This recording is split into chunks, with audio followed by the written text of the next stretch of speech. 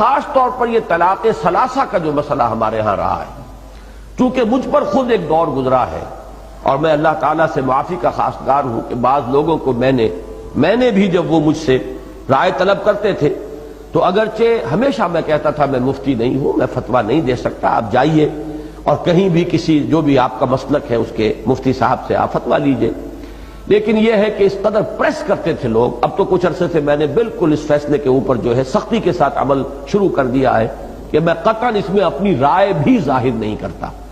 لیکن یہ ہے کہ بدقسمتی سے رائے میری یہی تھی کہ جو ابن تیمیہ رحمہ اللہ کا مسلک ہے، قرآن مجید اور حضور صلی اللہ علیہ وسلم کی سنت سے مجھے وہی زیادہ اقرب معلوم ہوتا ہے۔ اب ذہن انسان کے قابو میں نہیں ہے، ذہن پر انسان کا اختیار نہیں ہے، جیسے دل پر اختیار نہیں کہ دل کا اپنا ایک رجحان ہے، ایک میلان ہے، آپ کا اختیار نہیں ہے، بلکہ یہ کہ میلان اگر کسی غلط رخ پر ہے اور آپ اپنے یعنی پوری قوت ارادی کو بروئے کار لا کر اسے روک رہے ہیں تو یہ آپ کا مجاہدہ ہے، باطنی مجاہدہ، جس پر کہ اللہ تعالیٰ آپ کو بہت بڑا اجر و ثواب عطا فرمائے گا۔ اسی طرح ذہن جو ہے وہ بھی انسان کے اختیار میں نہیں،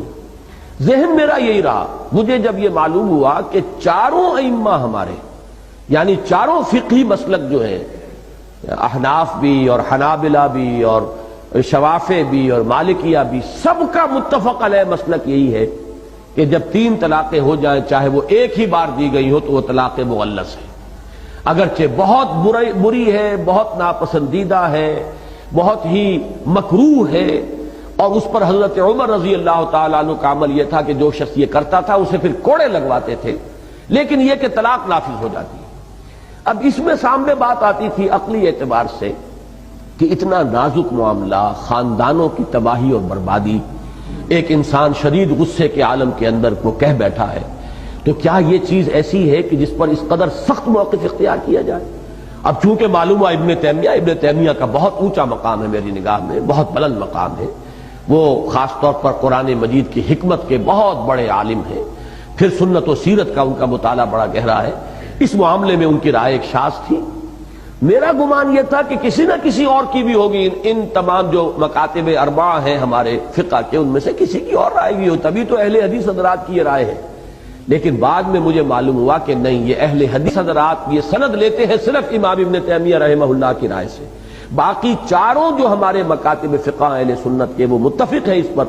کہ 3 طلاقیں جو ہیں وہ اگر بیک وقت دی جائیں تو وہ 3 ہی شمار ہوں گی اور وہ طلاق مغلظ ہو جائے گی، کہ اب ان دونوں کے درمیان نہ رجوع کا کوئی امکان، نہ عدت میں رجوع، نہ عدت کے ختم ہونے کے بعد نکاح ثانی، جب تک کہ اس عورت کا نکاح کسی اور مرد سے نہ ہو، اور پھر وہ مرد بھی اپنی آزاد مرضی سے جب چاہے کبھی اگر طلاق دے دے تو پھر واپس رجوع کر سکیں گے، یہ سابقہ شوہر کے ساتھ اس عورت کا نکاح ہو سکے گا۔ اب اس پر لوگ روتے ہیں، چلاتے ہیں، وہ طرح طرح سے ادھر جا ادھر جا، اور اندیشہ یہ ہو جاتا تھا کہیں، چونکہ شیعہ مکتب فکر بھی یہی ہے، اور میرے علم میں بہت سے لوگ اسی بات پر شیعہ ہو گئے، بہت سے جو حنفی ہیں وہ پھر جا کر بہرحال، یہ تو ہلکا معاملہ اس لیے کہ اہل حدیث وہ تو اہل سنت ہی میں ان کا شمار ہے، وہ کوئی اہل تشیع میں سے تو نہیں ہے۔ کچھ لوگ جنہیں یہ معلوم نہیں ہوتا کہ وہ اہل سنت میں سے بھی ایک گروہ ہے کہ جو اس کے حق میں فتویٰ دے دیتا ہے، اگر ان کے علم میں ہے کہ ہمارا مسئلہ حل ہوتا ہے صرف اہل تشیع کے ہاں، تو شیعہ ہو گئے۔ کچھ لوگوں نے یہ ہے کہ فتوے لے لیے جا کر جو اہل حدیث علماء اور مفتی حضرات ہیں ان سے۔ تو میرا معاملہ کچھ عرصے تک یہ رہا کہ چونکہ میرا ذہن یہ تھا، لہذا میں کہتا رہا بھائی میری ذاتی رائے تو یہ ہے واقعتاً کہ 3 طلاقیں جو ہیں ایک وقت میں دی جائیں تو وہ ایک ہی طلاق شمار ہوگی، لیکن یہ کہ میں اب اس کے بعد جب میں نے طے کیا اور میرے علم میں یہ بات آ گئی کہ یہ تو چاروں مکاتب فقہ کا متفقہ فیصلہ ہے، تو پھر میں نے طے کر لیا تھا کہ میں ذاتی رائے بھی کسی کے سامنے پیش نہیں کروں گا، اور میں نے اس کے بعد الحمدللہ کہ کسی کو ذاتی رائے نہیں دی، بہت ہی بلنٹلی میں کہتا رہا ہوں کہ نہیں، میرا اس معاملے کے اندر میں آپ کو نہ اپنی ذاتی رائے بتاؤں گا نہ میرا کوئی فتویٰ، جائیے اور فتویٰ لیجئے، جس پر بھی آپ کا دل ٹھکتا ہو فتویٰ لے لیجئے۔ لیکن اب میری رائے جو بن چکی ہے وہ میں در حقیقت اس کی وضاحت کے لیے میں نے اتنا وقت آپ کا لیا ہے، وہ یہ ہے کہ پورا انشراح ہے مجھے اس پر کہ یہی حق ہے،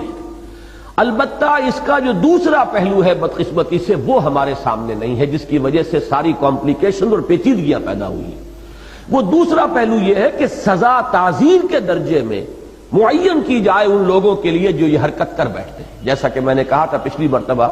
وہ آپ نے شاید اس کو ایک لطیفہ سا سمجھا، لیکن وہ بات میں پوری سنجیدگی سے عرض کر رہا ہوں کہ واقعتاً 5 سال کی سزا جو ہے قید بامشقت اس شخص کو دی جانی چاہیے کہ جو اس طریقے سے کتاب اللہ کے ساتھ کھیل کرتا ہے اور 3 طلاقیں بیک وقت دیتا ہے۔ پھر جیسا کہ میں نے عرض کیا تھا، پھر غصہ بھی سوچ سمجھ کے آئے گا آدمی کو، معلوم ہو کہ یہ قانون ہے اور اس میں کوئی رکاوٹ نہیں ہے شریعت کے اندر۔ تعزیر ہو سکتی ہے، جس کی نظیر ہمارے پاس موجود ہے کہ حضرت عمر رضی اللہ تعالی عنہ، جن کے بارے میں یہ مشہور ہے کہ انہوں نے اس کو سختی کے ساتھ نافذ کیا۔ حضور اپنی حیات طیبہ میں تو ایک نرمی برتتے تھے، اس آدمی کے اوپر آپ ڈال دیتے تھے کہ اچھا بھائی تم بتاؤ تمہاری نیت 3 کی تھی یا 1 کی تھی؟ اگر وہ کہتا تھا کہ جی نیت بھی 3 ہی کی تھی تو فرماتے تھے کہ اب معاملہ تمہارے ہاتھ سے نکل گیا، اب تو وہ طلاق واقع ہو گئی۔ لیکن اگر وہ کہتا جی نہیں میری تو نیت 1 ہی کی تھی تو پھر وہ 1 ہی شمار کر لیتے تھے۔ یہ نرمی حضور صلی اللہ علیہ وسلم نے برقرار رکھی، لیکن ظاہر بات ہے کہ اس کا پورا بوجھ جو ہے اس شخص کے اوپر جا رہا ہے۔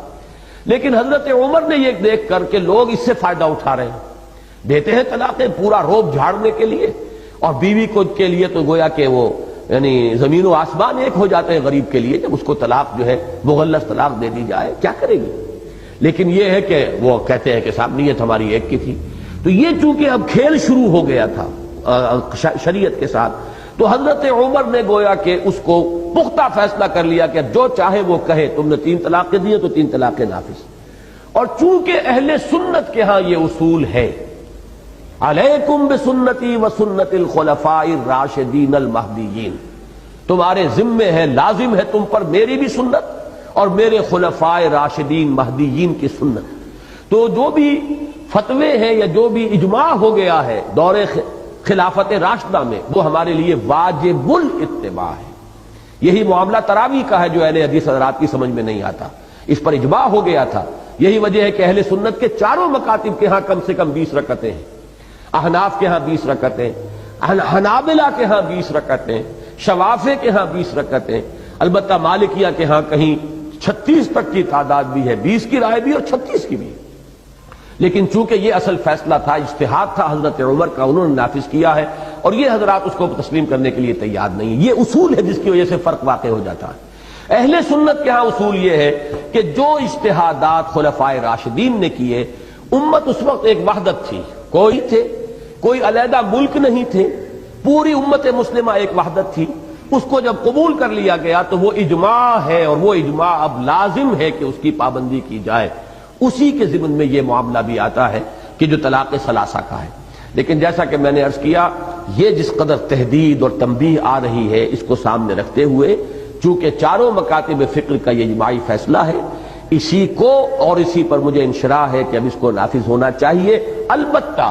جو خرابیاں پیدا ہو رہی ہیں ان کا سد باب اس طور سے ہو سکتا ہے کہ اس کے ساتھ تعزیر ہو، جو 3 طلاقیں بیک وقت دیں انہیں کوئی سخت سزا دی جائے، تاکہ پھر لوگ جو ہے